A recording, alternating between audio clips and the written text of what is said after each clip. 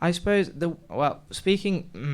do a lot of A&Ring just on the outsourcing, so I'll go and look for people and approach them.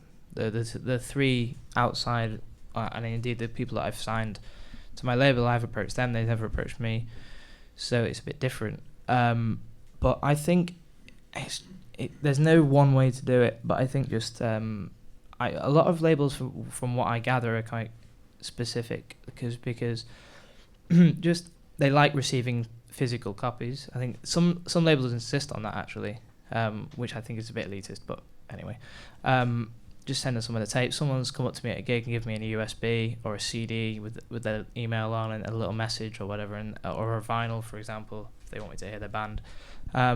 That's quite interesting to have that personal touch, I guess, making the effort. But with A&Rs, with labels, most of them will listen to whatever you send. The sad thing is they don't have time to reply to everyone, because as soon as you engage with somebody, they'll be wanting to reply again and again and again.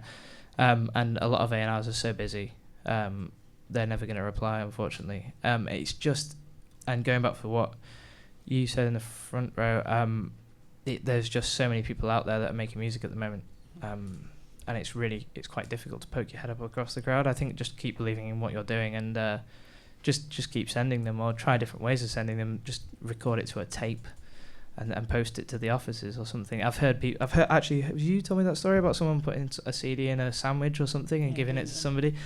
Just do it. Do something weird, because that'll just people will remember that.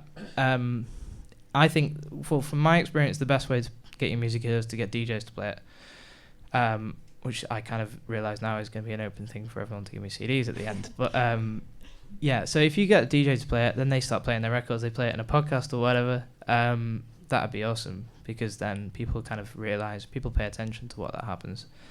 Blogs, and again, there's another way of doing things.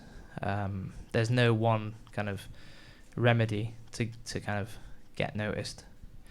But that's always been the case in the music industry. Even when you were a singer in the 70s or whatever, if you wanted to get signed, you'd have to physically go down to the record label's office and grab someone's attention.